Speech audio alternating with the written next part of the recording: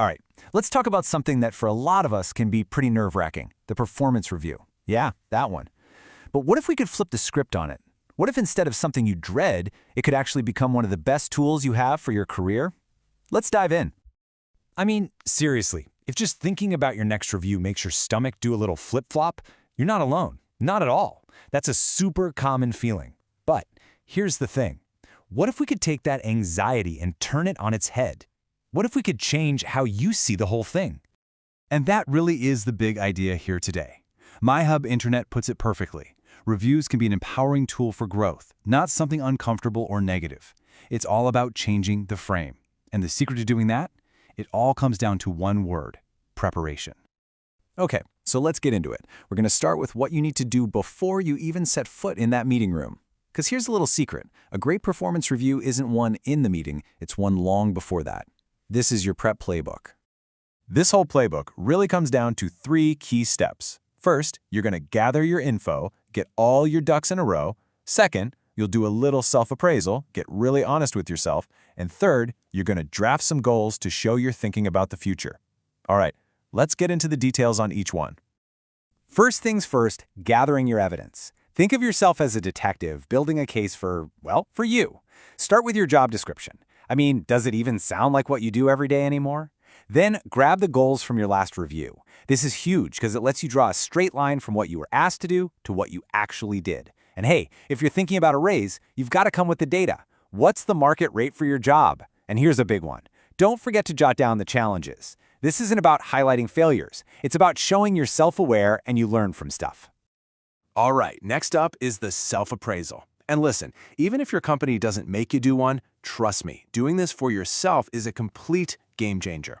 The best way to tackle it? With a tool that's a classic for a reason, the SWOT analysis. Yeah, this simple little grid is amazing for getting the full picture. For strengths, don't just list your job duties, list your wins. What did you knock out of the park? For weaknesses, think of it as your growth plan. It's not about beating yourself up, it's about saying, here's where I want to get better. Then you've got opportunities, which is all about looking ahead. What cool projects are out there? How can you grow? And finally, threats helps you think about what might get in your way. When you're done, you'll have this incredible 360-degree view of your performance to take with you. And the last bit of prep work? Drafting your own goals for the next year. This is such a power move. It shows you're not just waiting to be told what to do. And you're not going to just throw out vague ideas, right? You're going to use the SMART framework to make them real. You know, specific, measurable, achievable, relevant, and time-bound. This takes your ambitions from, I want to do better, to a real, concrete plan your manager can actually support. Okay, preparation, done. Now let's talk about the meeting itself. Because with all this work you've put in, you're not walking in there just to sit and listen. Nope. You're walking in as an active driver of this conversation, ready to partner with your manager. So much of how this meeting goes really just comes down to your attitude. You've got 2 choices, right? You can go in passive and defensive, arms crossed, ready to argue every point.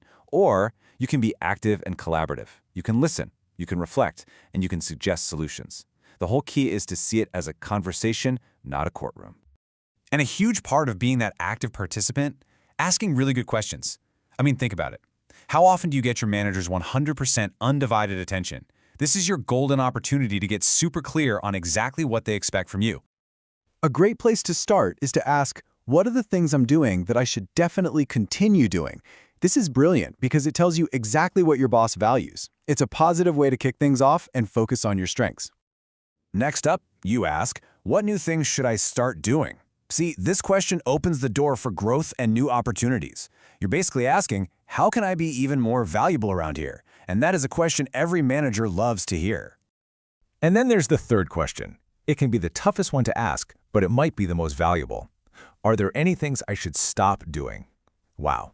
Asking this shows you're totally open to real, honest feedback. It shows you're willing to change, and that's a huge sign of maturity. Now, before you walk out of that room, do not leave without agreeing on clear next steps. This is non-negotiable.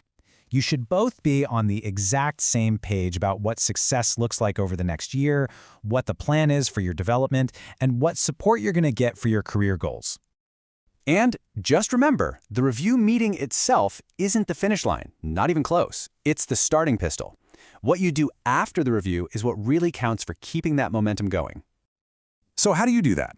Well, for one, don't let that awesome action plan you just made sit in a drawer and collect dust for a year. No way. You need to schedule check-ins. The source material suggests doing them quarterly, which is a great idea. It gives you a chance to talk about your progress, celebrate small wins, and get help with any roadblocks. It turns this whole thing from a once-a-year event into a continuous cycle. And here is my absolute favorite pro tip. Start prepping for your next review right now, today. Go create a folder on your computer, call it Wins or Review Prep or whatever. And all year long, anytime you get a nice email from a client or a shout out from a coworker or you finish a big project, just drag it into that folder. Trust me, future you will thank you. It makes prepping next time so much easier. Okay, we've talked about before the review, during the review, and after the review. So what's the one big idea that pulls all of this together? What's the real key to all of this? You know, everything we've gone over, all the tips, the SWOT analysis, the questions, it all boils down to one simple, incredibly powerful idea.